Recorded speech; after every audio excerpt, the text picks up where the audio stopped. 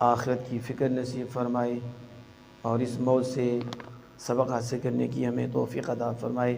مجھ سے پہلے علامہ حافظ محمد ابرار اویسی صاحب بڑے خوبصورت انداز میں آخرت کے حوالے سے گفتگو فرما رہے تھے۔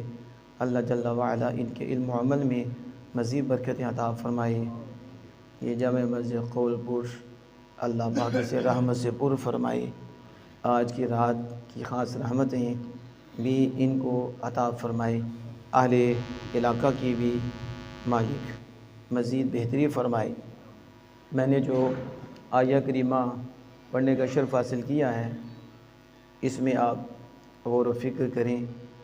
خالق کائنات جل جلالہ فرماتا ہے من جاء بالحسنہ، جو حسنہ لے کر آیا، جو نیکی لے کر آیا، فلہ خیر منہا، تو اس کے لیے اس کے بدلے بلائی ہے، تو اس کے لیے اس نیکی کے سبب بلائی ہے، خیر ہے، اور قیامت کے دن وہ بڑی گھبراہٹ سے محفوظ رہیں گے۔ فضائل اکبر، بڑی گھبراہٹ، اللہ پاک محفوظ رکھے، تو قیامت کے دن بڑی گھبراہٹ سے محفوظ ہوں گے۔ یہاں اللہ جل وعلا نے فرمایا من جاء بالحسنہ، الحسنہ، جو الحسنہ لے کر آیا، اس کا نام نہیں بتایا کہ نماز لے کر آیا، روزہ لے کر آیا، زکوٰۃ لے کر آیا، حج لے کر آیا، ایمان کی دولت لے کر آیا، توبہ کی دولت لے کر آیا، لوگوں کے دل جیت کر آیا، لوگوں کا سہارا بن کر آیا، لوگوں کو آباد کر کے آیا، یہ ذکر نہیں ہے۔ یعنی حسنہ فرمایا جس کا مطلب ہے ہر حسنہ ہے، ہر نیکی ہے، اور یوں سمجھو کہ یہ خالق کائنات جل وعلا کا کلام ہے، اور وہ خالق کائنات ہے تو اس کے کلام کے اندر دریا ہے جس کا کنارہ ہی نہیں، یعنی نہ حسنہ کی حد ہے، نہ نیکیوں کی حد ہے، اور فلا خیر منہا، اور نہ ہی اللہ کی عطا کی حد ہے، نہ اس کی جزا کی حد ہے، نہ نیکیوں کی حد ہے، نہ خالق کائنات کی عطا کی حد ہے۔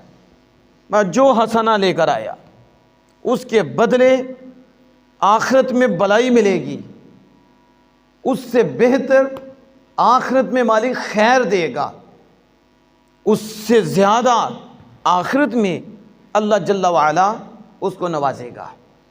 اب یہاں علماء کرام نے لکھا کہ الحسنہ سے مراد ایمان ہے۔ ایک تفسیر یہ ہے، الحسنہ سے مراد کیا ہے؟ آپ سارے بول دو، ایمان کا لفظ تو سب کو ہی آتا ہے۔ حسنہ سے مراد کیا ہے؟ ایمان۔ جو ایمان لے کر آئے اللہ کی بارگاہ میں، جو آخرت میں ایمان لے کر آئے، اللہ پاک اس ایمان کے سبب، اس ایمان کے بدلے خیر عطا فرمائے گا، بلائی عطا فرمائے گا۔ کیوں؟ کیونکہ ہر نیکی کی جڑ، ہر نیک عمل کی جڑ ایمان ہے، اور ایمان بنیاد ہے۔ اگر ایمان نہیں تو آخرت میں اس کے لیے کچھ بھی نہیں، آخرت میں رسوائی کے علاوہ اس کے پاس کچھ بھی نہیں، ذلت کے سوا کچھ بھی نہیں، جنت کی خوشبو بھی نہیں سونگھ سکے گا جس کے پلے ایمان نہ ہو۔ اور جس کے پلے ایمان ہو اسے تو جنت چاہیے کہ میرے پاس آئے۔ ایمان والے کی قدر ہوگی، ایمان والے کو نوازا جائے گا، ایمان والے کے لیے عزت ہوگی، ایمان والے کے لیے پروٹوکول ہوں گے، ان کے لیے شرف ہوں گے۔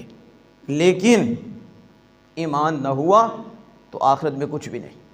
میں ایمان کے بدلے اسے بلائی ملے گی، اسے خیر ملے گی۔ اب یہاں دیکھو کہ جن کے لیے ہم یہاں آئے ہیں وہ اللہ کے فضل و کرم سے مومنہ تھی، ایمان والی تھی، اللہ اس کے رسول سے پیار کرنے والی۔ ڈاکٹر صاحب کے والد محترم وہ بھی مومن، اللہ سے پیار کرنے والے۔ آگے اب ان کی والدہ وہ بھی مومنہ، پیار کرنے والی، اور ملا بھی جمعے کا دن۔ کون سا دن تھا؟ بولو سارے۔ اسی شاید چاندے نہیں سانو جمعے کا دن ملے کہ ساڑی موت بھی جمعے والے دن نہیں آئی، جمعے دی رات آئے، لیکن جنہوں نے دین پڑھا ہے انہیں پتہ ہے کہ جمعے کے رات جو مومن مر جاتا ہے یا جمعے کے دن جو مومن و مومنہ مر جاتی ہیں، خدا کے ہاں ان کی کتنی قدر ہے، ان کی کتنی عزت ہے۔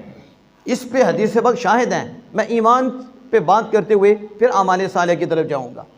فرمایا جو ایمان لے کر آیا اس کے بدلے، ایمان کے بدلے بلائی ہے آخرت میں، اور جو ایمان والا جمعے کے دن فوت ہو جائے اور جو ایمان والا جمعے کی رات فوت ہو جائے، مفہوم حدیث ہے کہ اللہ عز و جل اسے عذاب قبر سے بچا کے رکھے گا، عذاب قبر سے بچا کے رکھے گا۔ یہاں تک ہے کہ اس سے منکر نکیرن سوالات ہی نہیں کریں گے، وہ ان سوالات سے بھی محفوظ رہے گا۔ اب آپ سارے سمجھدار بیٹھے ہو، میں آپ سے پوچھتا ہوں، یہ جو حدیث پاک میں آتا ہے کہ مومن مرد اور مومن عورت جمعہ کی رات یا جمعہ کے دن فوت ہو جائے انہیں یہ انعام ملیں گے، اس میں یہ بھی ہے کہ وہ متقی ہو، پرہیزگار ہو، غوث ہو، قطب ہو، ابدال ہو، بڑا فرما بردار ہو، وہ اونچی ہستی ہیں، ان کے درجے بڑے۔ نہیں، ادھر ایک ہی شرط ہے کہ مومن ہو۔ کون ہو؟ آج قدر کرو، آج خیال کرو۔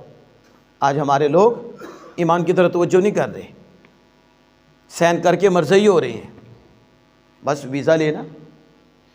تو ویزا لے رہا ہے، تجھے آخر کی کوئی فکر نہیں، مرتد ہو رہا ہے، اسی وقت کفر کر بیٹھا، اسی وقت روح نکل جائے، کیا بنے گا؟ کہاں یہ ویزے گئے، کہاں یہ جرمن گیا، کہاں گیا؟ اور ایمان اتنی بڑی دولت کہ عمل نہیں، گناہگار ہے، سیاہکار ہے، بدکار ہے، لیکن پھر بھی خالق کائنات سے پیار کرنے والا ہے، اللہ جل وعلا کے محبوب سے پیار کرنے والا ہے۔ کمیاں کوتاہیاں ہیں، لیکن ایمان اتنی بڑی دولت ہے کہ جمعہ کا دن یا جمعہ کی رات مل جائے، اس کا عمل نہیں دیکھا جائے گا، اس کی سوچ، اس کا نظریہ، اس کا دل، کہ جس دل سے زبان سے کہتا تھا میں خالق کائنات کو ایک مانتا ہوں، اسے لا شریک کا مانتا ہوں، اسے معبود برحق مانتا ہوں، اور اس کے محبوب کو اللہ کا رسول اور بندہ مانتا ہوں، یہی سوچ اسے قبر میں اتنا فائدہ دیتی ہے کہ عذاب قبر سے بھی محفوظ رہتا ہے اور سوالات سے بھی محفوظ رہتا ہے۔ اب آپ دیکھو کہ فرمایا من جاء بالحسنہ، جو ایمان لے کر آیا، وہ ایمان کے بدلے اس کی آخرت میں جزا ہے، بلائی ہے، اس کے لیے خیر ہے۔ اب کتنی خیر ہے کہ ابھی تو قبر میں یہ عالم ہے کہ قبر میں اسے عزت دی جا رہی ہے ایمان کی بدولت، اور آخرت میں کیا ہوگا؟ آخرت میں کتنا کرم ہوگا۔ بالآخر مومن جتنا بھی گناہگار ہے، اللہ پاک محفوظ رکھے، سزا پا جانے کے بعد بالآخر وہ جنت میں جائے گا۔ بات تو وہ ہوں گے جنہیں سزا بھی نہیں ملے گی، کوئی یاروں کے صدقے بھی ایسے چلے جائیں گے، ایسے بھی ہوں گے، خادمین ہوں گے، اولیاء کی خدمت کرنے والے ہوں گے، ان سے پیار کرنے والے ہوں گے، کمیاں کوتاہیاں ان سے ہوئیں لیکن بلا حساب بھی جنت میں جائیں گے، یعنی حساب تک بھی نہیں ہوگا، ایسے خوش قسمت بھی ہوں گے۔ لیکن شرط کیا تھی؟ ایمان، کہ ایمان ہوگا تو کرم ہوگا، ایمان ہوگا تو فضل ہوگا، اگر ایمان نہیں تو کچھ بھی نہیں۔ اللہ پاک قرآن پاک میں فرماتا ہے وَلَا بِفْتَدَا بِهِ، زمین بر سونا کافر ایمان نہیں قبول کیا تو آخرت میں زمین بر سونا اس کے بدلے دیں تو وہ بدلہ نہیں بن سکے گا۔ کتنا؟ زمین بر سونا۔ یہاں تو بندہ سونا، یا تو 4 پیسے کے لیے باپ مارے جا رہے ہیں، یا تو ماں کو قتل کیا جا رہا عورت کے لیے، ایک عورت سے پھنسا ہے، ماں کو مار ڈالا، باپ کو مار ڈالا ہے، وہاں باپ بیٹے کو قتل کر رہا ہے، ماں بچوں کو مار رہی ہے، یہ وہ دور ہے۔ سونا تو بڑی دور کی بات ہے، یہاں تو دل میں پیسہ ہے، یہاں لوگ اندھے ہو گئے، یہاں تو ہم نے دیکھا بیٹے بھی اندھے ہو گئے، بیٹیاں بھی اندھی ہو گئیں، ہم نے دیکھا بھائی بھی اندھے ہو گئے، چچا بھی پیسے کا رہ گیا، تایا بھی پیسے کا رہ گیا، سلامی بھی پیسے کو، ختم میں بھی پیسہ، جدھر زیادہ پیسہ ہے ادھر رش بڑھ جاتا ہے، وہ جنازے میں بھی رش بڑھ جاتا ہے، وہاں پتہ چلتا ہے کہ چودھری صاحب کا جنازہ ہے یا فلاں مالدار کا جنازہ ہے. غریب کی چھوٹا سا جنازہ ہوتا ہے, چند بندے ہوتے ہیں, کیونکہ مال نہیں ہے, مال و متاع نہیں ہے. رشتہ داری بھی آج کل پیسوں کو دیکھ کے نبھائی جا رہی ہے. ادھر پیسہ ہے تو سلامے ہیں, تعلق ہے, فون ہے, یا غریب ہے اسے پوچھتے کوئی نہیں. ایسی صورتحال ہماری بن چکی ہے. اب آپ غور کریں کہ میں اور آپ جس دور سے جا رہے ہیں یہ کیسا دور ہے اور کیسے حالات بن گئے ہیں کہ ہم ایمان کو نہیں دیکھ رہے. ہم یہ نہیں دیکھ رہے کہ یہ انسان ہے اور اس سے ہمدردی کرنے پر رب کتنا راضی ہوتا ہے, اور پھر ایمان کی بنیاد پر اللہ عز و جل کتنا نوازتا ہے, مالک کتنا کرم فرماتا ہے, کتنا فضل فرماتا ہے. کہ جو بات میں کر رہا تھا کہ ایسا کرم بھی ہے ایمان, اور ہم ایمان کی طرف توجہ نہیں کر رہے. ہم یہ کہہ رہے ہیں ہمارے پاس کچھ بھی نہیں, ہم غریب ہیں, ہم فقیر ہیں. کوئی وہ رو رہا ہے, کبھی وہ رو رہا ہے. وہ بزرگوں کے پاس بھی جاتا ہے تو کہتا ہے دعا کرو کوئی مال آ جائے, باہر چلے جائیں, کینیڈا پہنچ جائیں, یورپ پہنچ جائیں, افریقہ پہنچ جائیں. ابا جی بھی بڑے خوش نے, ایک کینیڈا ہے, ایک امریکہ ہے, ایک افریقہ ہے. تو ہمارے شاہ صاحب فرماتے نے ایہی اگر دولت ہے تو رب نے فرعون تھوڑی دی. حضرت جی میرے اللہ نے بڑی باں پکڑی ہے. کی باں پکڑی ہے؟ ایک امریکہ, ایک افریقہ, ایک کینیڈا ہے. تو شاہ صاحب فرماتے ہیں تھوڑی فرعون دی پکڑی سی, فرعون کے بعد تھوڑا تھا, نمرود کے بعد تھوڑا تھا. اور یہ بتا رہے کہ بڑا کرم ہے, اسے کرم سمجھتا ہے. کرم تو یہ ہے اللہ اس کے رسول کی محبت ہے. مجھے بھی ملی, میرے بیٹوں کو بھی ملی, میری اولاد کو بھی ملی, یہ کرم ہے. اور میرے اعلیٰ حضرت کہتے ہیں اوے وہ ہمارے نبی, ہم ان کی امتی, وہ ہمارے نبی, ہم ان کی امتی. اوے امتی تیری قسمت پہ لاکھوں سلام, تجھے اتنی بڑی دولت ملی ایمان, تم پھر بھی قدر نہیں کرتے, رب کے ہاں سجدہ نہیں کرتے, شکر ادا نہیں کرتے, دل نہیں جیتتے. مالک ہم نے کوئی نفل پڑھے, ہم نے کوئی عبادات کی, ہمیں کیا لگا ہے ہم سے خوبصورت اور ہم سے موٹے تازے, صحت کے حوالے سے بھی مضبوط وہ بتوں کو پوج رہے ہیں, وہ مندروں میں بیٹھے ہوئے ہیں, گرجا گھروں میں بیٹھے ہوئے ہیں, وہ ذلیل و رسوا ہو رہے ہیں. ان کو کیا لگا تھا اور ہمیں کیا لگا ہے کہ خالق کائنات جل وعلا نے ہمیں اپنے محبوب کی محبت عطا فرما دی ہے. یہ اس کا کرم ہے, یہ اس کی مہربانی ہے جس نے ہمیں چنا ہے اور آمینہ کے لال کا غلام بنایا ہے, رسول اللہ صلی اللہ علیہ وسلم کا امتی بنایا ہے. اتنی بڑی دولت پھر بھی ہمیں قدر نہیں, پھر بھی ہم پیسوں کو دیکھیں, پھر بھی ہم نوٹوں کو دیکھیں, نہ ذلیل ہو جائے گا, رسوا ہو جائے گا. کبھی نوٹ دیکھ کے تعلق قائم نہ کرنا, خالق کائنات دیکھ کے تعلق قائم کرنا, اللہ کے محبوب دیکھ کے تعلق قائم کرنا. یہاں بھی سکھی رہو گے, آگے بھی سکھی رہو گے, اولاد میں بھی نور آئے گا, فطور نہیں آئے گا. مرنے کے بعد بھی تمہیں یاد رکھے گی اور تیرے لیے بھی اللہ کے ہاں گر گڑا کے توبہ استغفار بھی کرے گی, اور تیرے لیے بخشش اور تیرے لیے درجات کی بلندی کا ذریعہ بن جائے گی. اس لیے آپ ایمان کی طرف آئیں کہ ایمان کتنی بڑی دولت ہے. من جاء بالحسنۃ فلہ خیر منہا, جو ایمان لے کر آئے تو ایمان کے بدلے ہی آخرت میں خیر ہے, پھر اس کے لیے دروازے کھلیں گے, وگرنہ دروازہ بند. تو اب ایمان پہلے اپنا دیکھیں. آج تو صحابہ کی عزتوں پہ حملے ہو رہی ہیں, آج تو آل رسول کی عزتوں پہ حملے ہو رہی ہیں, آج تو آل بیت کا نام لے کے اصحاب رسول پہ بول رہے ہیں, اور اصحاب رسول سے محبت کا دعویٰ کرتے ہوئے آل رسول پہ باتیں کر رہے ہیں. اور حضور سید عالم صلی اللہ علیہ وسلم کے ازواج, ہماری مائیں امہات المؤمنین, ان پر اعتراضات کیے جا رہے ہیں. علماء اولیاء پہ بات کی جا رہی ہیں. والدین, جہاں تک والدین کیا کہتے ہیں کہ شے ہی کوئی نہیں, والدین کی قدر ہی کوئی نہیں, والدین کوئی حیثیت نہیں رکھتے. جن کے ہاں نبی ولی کی کوئی حیثیت نہیں, ان کے ہاں والدین کی کیا حیثیت ہوگی. ہم کہتے ہیں یہ کون سے لوگ ہیں, یہ کمینے لوگ ہیں جو یہ بولی بولتے ہیں کہ بابے کوئی شے نہیں, جن کے ہاں نبی ولی کوئی شے نہیں, ان کے ہاں ماں باپ کیا شے ہوں گے, یہ مومن کیا شے ہوں گے. میں یہ خود ذلیل کوئی شے نہیں ہے, جو رسول اللہ کا ہو جاتا ہے وہی شے ہے, وہی عزت والا ہے. اللہ فرماتا وَلِلَّهِ الْعِزَّةُ وَلِرَسُولِهِ وَلِلْمُؤْمِنِينَ وَلَكِنَّ الْمُنَافِقِينَ لَا يَعْلَمُونَ. فرمایا عزت اللہ کے لیے ہے, اور عزت اللہ کے رسول کے لیے ہے, اور عزت مومنین کے لیے ہے. عزت کس کے لیے ہے؟ اللہ کے لیے. اور کس کے لیے ہے؟ رسول اکرم صلی اللہ علیہ وسلم کے لیے. اور کس کے لیے ہے؟ فرمایا مومنین کے لیے, جنہوں نے اللہ اس کے رسول کو ماننا ہے. اور رب فرما رہا ہے یہ عزت والے ہیں. یہ کون ہے؟ لیکن منافق نہیں جانتے. کیا فرماتا ہے؟ تو پتہ چلا جو مومنین کو عزت والا نہیں جانتا وہ منافق ہے. یہ رب کا فیصلہ ہے.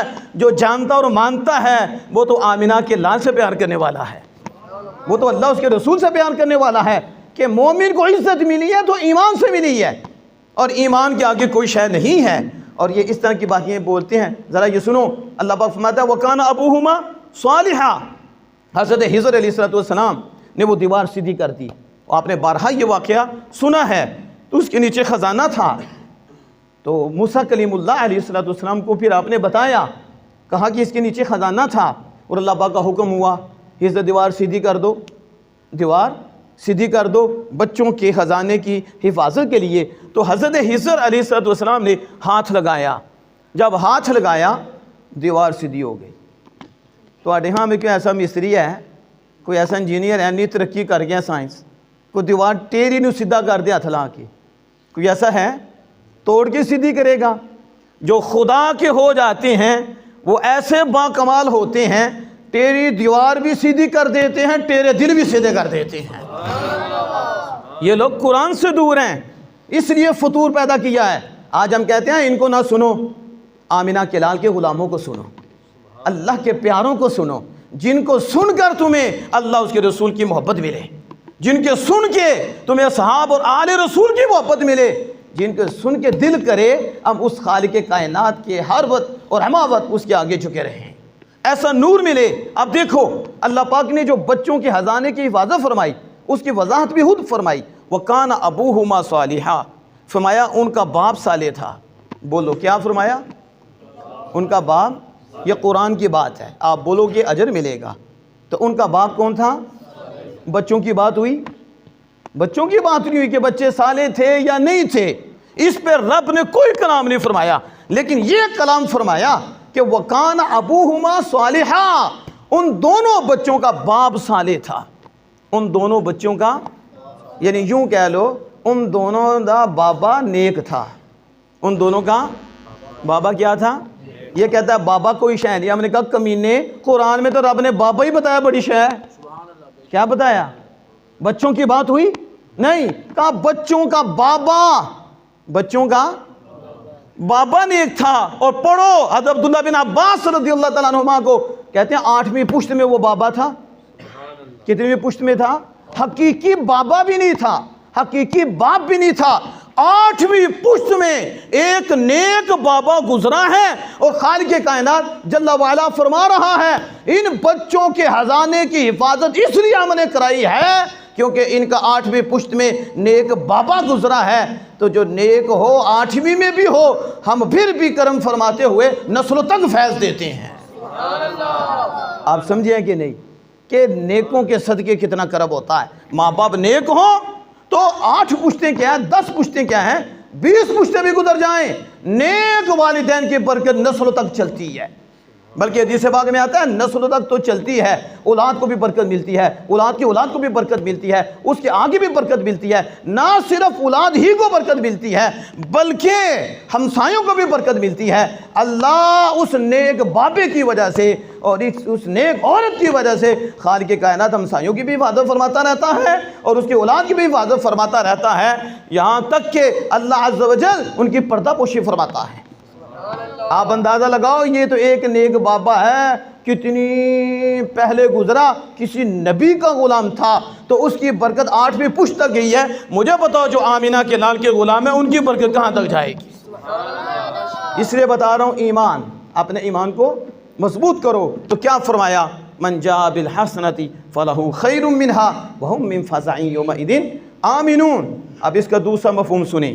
من جاء بالحسنہ, حسنہ سے مراد اعمال صالحہ, جو نیکی کرے, جو نیکی لے کر اللہ کی بارگاہ میں حاضر ہو تو اللہ پاک اس سے بہتر عطا فرمائے گا, اس سے زیادہ عطا فرمائے گا.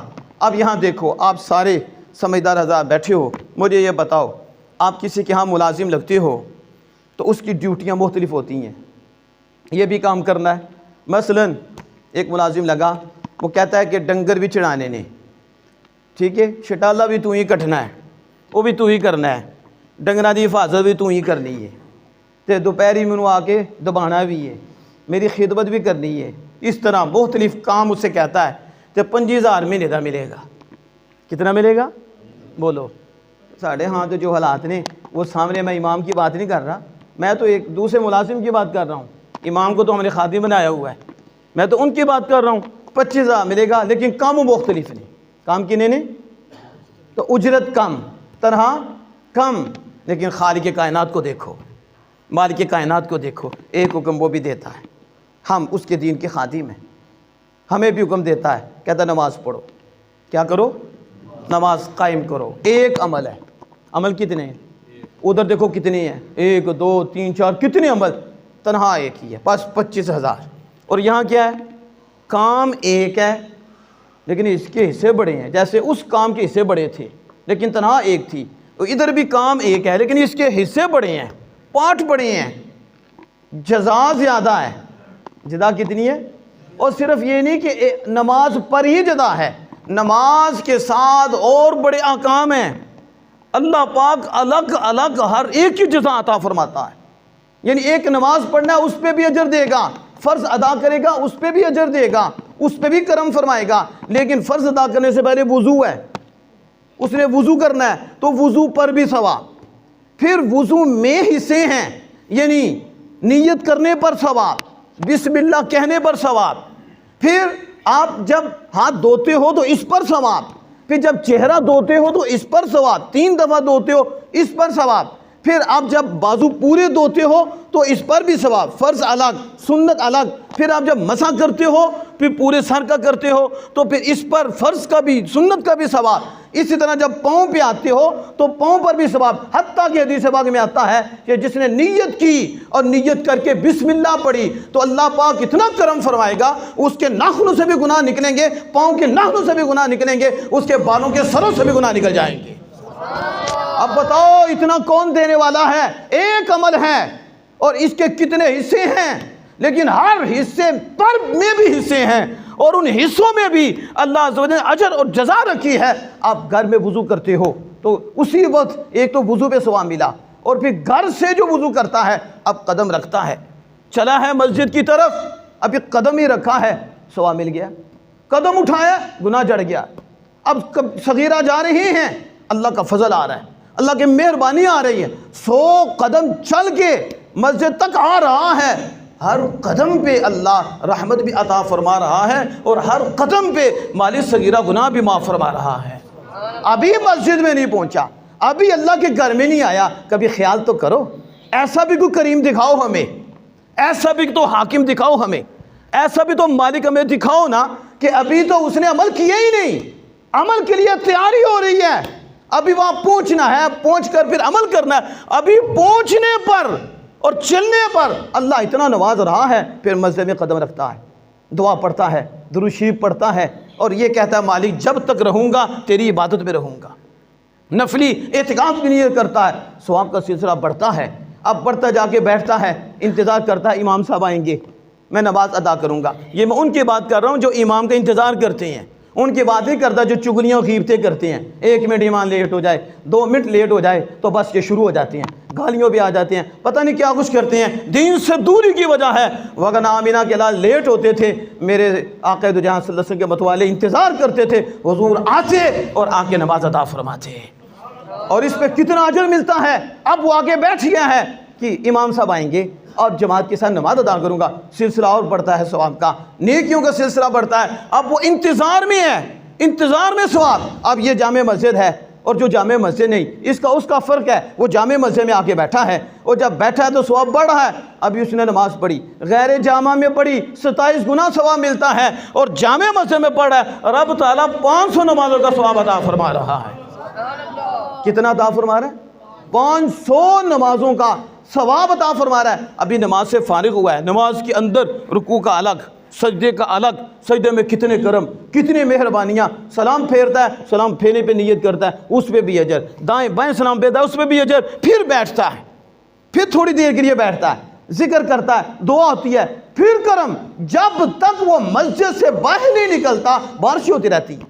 کرم ہوتے رہتے ہیں۔ ایک عمل ہے نماز، اور اس کے کتنے حصے، ہر حصے پہ بھی عطا فرما رہا ہے۔ ان حصوں کے جو حصے ہیں اس کے ادا کرنے پر بھی خالق کائنات اسے اپنی پاک بارگاہ سے اجر عطا فرما رہا ہے۔ آپ نے دیکھا تو ہم کیوں نہ مالک سے سودا کریں، کیوں نہ اللہ کی طرف توجہ کریں، دنیا دار کتنا دیں گے، بلکہ آپ نے دیکھا کہ مالک کی کوشش ہوتی ہے کہ کم تنہا پہ بندہ رکھوں، کام زیادہ لوں اور تنہا کم دوں۔ وہ ڈھونڈتا ہے کہ مجھے ایسا ملازم ملے کہ کام بھی ٹھیک کرے، پیسے بھی کم منگے، ہے کہ نہیں؟ بولو ہے کہ نہیں؟ لیکن خالق کائنات کو دیکھو، کام تھوڑا ہے، وہ چاہتا ہے کہ یہ آ جائیں میں نے نوازوں، میں پہ کرم فرماؤں، یہ تھوڑا کرے میں نے زیادہ دوں۔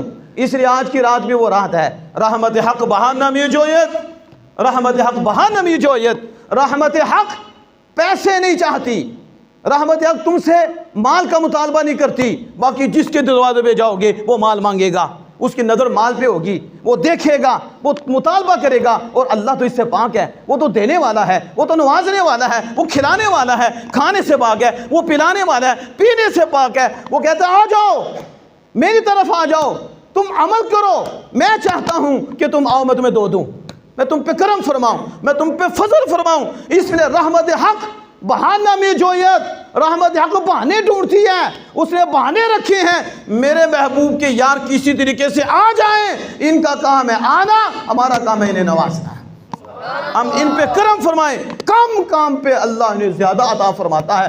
یہ جھکتے ہیں، میں التائب من الذنب کمن لا ذنب لہ، یہ دل سے جھکے ہیں، شرمندہ ہو گئے ہیں، مالک تیرے ہیں، ہر گھڑی تیرا کھاتے ہیں، ہر گھڑی تیرا فضل ہم پہ ہے، ہر گھڑی تیرا کرم ہم پہ ہے۔ ہم یہاں بھی بیٹھے تیرے کرم سے، یہ عبادت بھی تیرے کرم سے، یہ جو آنکھ ہے دیکھ رہی ہے تیرے کرم سے، یہ زبان چل رہی ہے تیرے کرم سے، جو ہاتھ ہل رہے ہیں تیرے کرم سے، یہ جتنا بھی ہے مالک تیرے کرم سے، یہ روح جو ہے یہ چل رہی ہے تو تیرے کرم سے، یہ سانس کی مالا جو چل رہی ہے تیرے کرم سے مالک، تیرے کرم سے۔ لیکن بھول گئے تجھے مالک، ہم انسان ہیں، غلطی ہو جاتی ہے، ہم میں کمی کوتاہیاں ہو جاتی ہیں، ہو گئیں، لیکن پھر آگے ہیں تیری طرف، تیرے کرم سے آئے ہیں، کرم فرما دے۔ شرمندہ ہے دل سے، آنکھوں پہ آنسو آ رہے ہیں، کتنا کریم ہے، اور میں اسے بھول گیا، میں نے کیا کچھ کیا، لیکن اس کا دروازہ تو ہر وقت کھلا ہے، اس کا دروازہ تو بند نہیں، وہ تو چاہتا ہے کوئی آئے۔ اور یہاں اس نے رجوع کیا ہے دل سے ناطب ہوا، دل میں شرمندگی آ گئی، اپنے آپ کو گناہ گار سمجھا، اپنے آپ کو بدکار سمجھا، اور دل سے جھکا، زبان سے کہا مالک مجھے معاف فرما دے۔ میرے آقا تو جہاں صلی اللہ علیہ وسلم فرماتے ہیں اللہ کو اتنا پسند ہے، اتنا پسند ہے، التائب من الذنب کمن لا ذنب لہ۔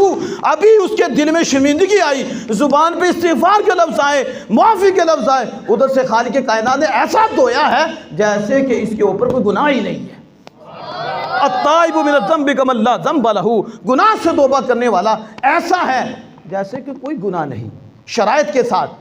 اگر حقوق العباد ہوں تو اس کی تلافی کرانی پڑتی ہے، مال کسی کا چھینا ہو تو مال دینا پڑتا ہے یا معافی کرانی پڑتی ہے، قصاص ہے، قضائیں نمازیں ہیں کہ ہم ان کو ادا کریں۔ ساری رات ہم نفلوں میں لگے رہتے ہیں اور فرائض کی پرواہ نہیں ہوتی۔ تمہیں اس نفل کا کیا ملے گا جہاں رب کو ناراض کر کے فرض کی ادائیگی نہیں ہو رہی؟ توبہ اس چیز کا نام نہیں کہ نماز 50 سال کی جو ہے وہ رہ گئی ہو اور اس کی قضا کی کوئی صورت ہی نہیں اور بس نفل پڑھنے شروع کر دو۔ توبہ یہ ہے کہ توبہ کرو اور یہ مالک سے وعدہ کرو مالک جتنی دیر کی مسٹیک تھی ہم نہیں کریں گے، اب دوبارہ ادا کریں گے، ہمارے سر پہ وہ قرض ہے ہم ادا کریں گے، تم مہربانی فرما کر ہمارا نامہ اعمال صاف فرما دے۔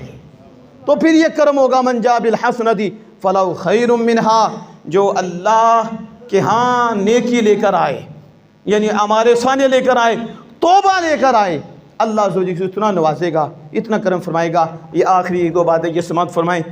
بوستان میں شیخ سعدی رحمۃ اللہ علیہ نے لکھا ہے، بڑی خوبصورت حکایت ہے۔ بادشاہ بیمار ہو گیا تو تمہیں پتہ بادشاہ جو بیمار ہو جاتے حکیم بھی نہ دے تو ڈاکٹر بھی نہ دے، غریباں سے کی ہے، غریب یہاں سہیں گے اللہ کی بارگاہ میں پائیں گے، ان پہ فضل ہوگا۔ بگن آپ کو پتہ ہے بادشاہ اور پھر وزیر اعظم ان کے آگے پیچھے ہوتے ہیں، اور طبیب بھی چاہتے ہیں کہ میں کوئی شہرت مل جائے، کوئی مال مل جائے، بادشاہ راضی ہو جائے، یہ کام ہمارے ہاتھ سے ہو جائے۔ وہ بادشاہ بیمار ہو گیا، دیکھیے بیماری کی وجہ سے وہ عاجز ہو گیا، بیماری بھی ایسی تھی، اطباء جو ہیں وہ بھی عاجز آ گئے، طبیب رہ گئے، بادشاہ ٹھیک نہ ہوا تو ایک اللہ کے ولی سے کہا کہ دعا کرو، اللہ سے ولی سے کہا یعنی وہ دور تھا، شاید سعدی رحمۃ اللہ لکھ رہے ہیں اس وقت بھی ایسے لوگ تھے جو ولیوں سے دعا کراتے تھے، بادشاہ بھی کراتے تھے۔ آج تو پتہ نہیں کون سے آگے ہیں، آج تو ولیوں کے پیچھے پڑ گئے ہیں، آج تو نیک بندوں کے پیچھے چل پڑے ہیں، اس لیے ذلیل ہو رہے ہیں۔ وہ کہنا اس وقت بادشاہ بھی دعائیں کراتے تھے۔ تو جب انہیں کہا نا کہ دعا کریں تو انہوں نے پتہ کیا کہا؟ انہوں نے کہا مظلوم قیدی جو ہیں ان کی بد دعائیں میری دعا پہ غالب آ جائیں گی۔ بادشاہ جنہیں مظلوم قید کرایا ہوا ہے تم نے، ان کی آہیں ہیں، تو آپ کہتا مظلوم کے آگے کوئی رکاوٹ نہیں ہوتی، کوئی پردہ نہیں ہوتا، ڈائریکٹ بارگاہ الہی میں قبول ہوتی ہے۔ مظلوم کی آج کبھی غور کرو، مجھ سمیت غور کرو، ہم آج سے کتنے ڈسے ہوئے ہیں، ہماری زبان سے لوگ محفوظ نہیں ہیں، اتنی خراب زبان ہو گئی ہے، گالی کے بغیر تو بات نہیں ہوتی ہماری، اتنی بڑی گالی دیتے ہیں اور کہلاتے ہیں مسلمان ہیں ہم، اور اگلے کا دل جلاتے ہیں، 1 روپے کے لیے ایک جھوٹ بولتے ہیں اور اس کی عزت کو اچھالتے ہیں ہمیں کوئی ڈر نہیں، کوئی خوف نہیں، اور اس بندے کو سکون ملتا ہی نہیں جو اللہ کے مخلوق کو سکون دیتا نہیں۔ یہ پکی بات ہے، جس نے سکون دیا ہے نا رب نے اسے بڑا دیا ہے۔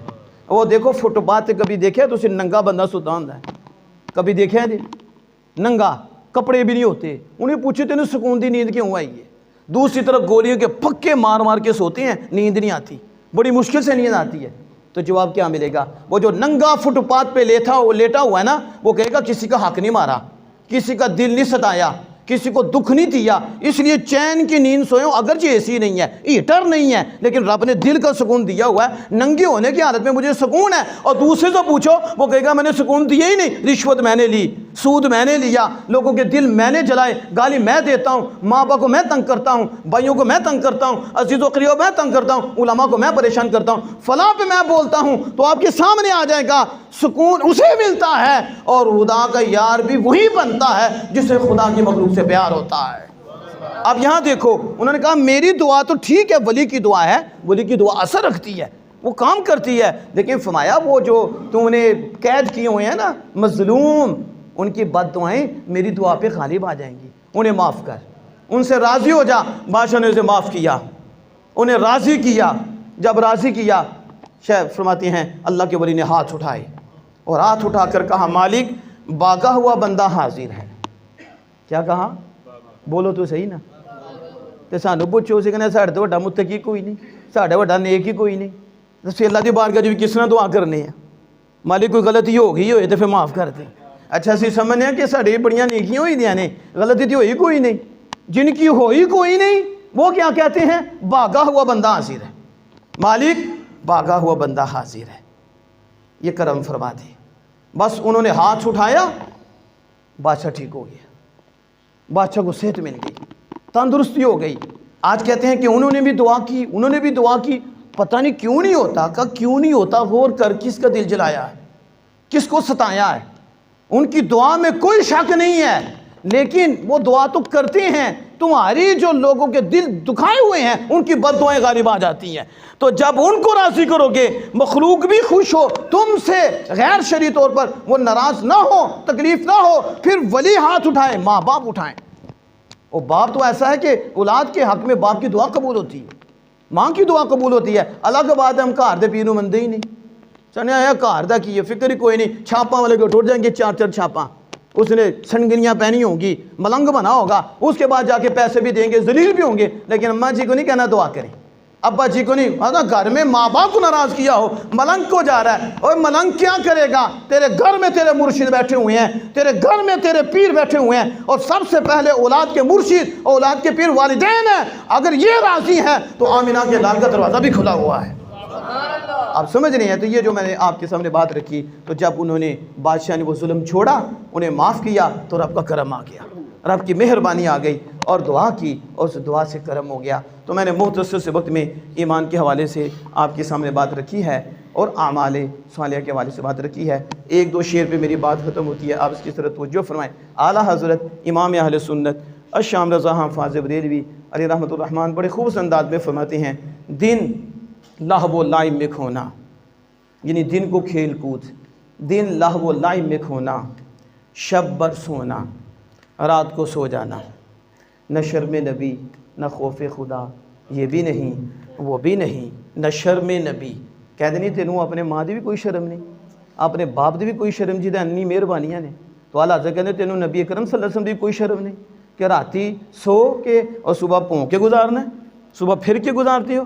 تو دل لہو و لعب میں کھونا. اور میں پتہ کیا کہتا ہوں اب کے دور میں, میں کہتا ہوں کہ رات لہو و لعب میں کھونا, رات کو کھیلنا کودنا, رات لہو و لعب میں کھونا, اور دن بھر پونا گشت کرنا, اب دن بھر سونا, اس دن کو سوتے ہیں رات کو پوتے ہیں. رات کو الٹ ہو گیا.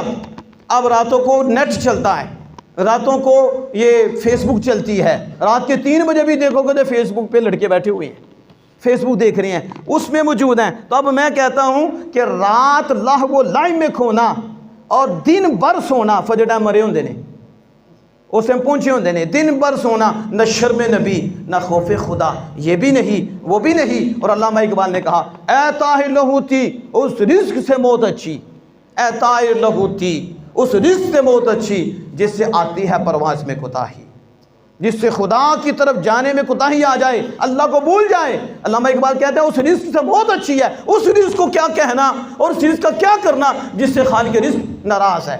اور میں نے اس کو دوسری صورت میں بھی بیان کیا, اے طاہر لہوتی اس شادی سے موت اچھی.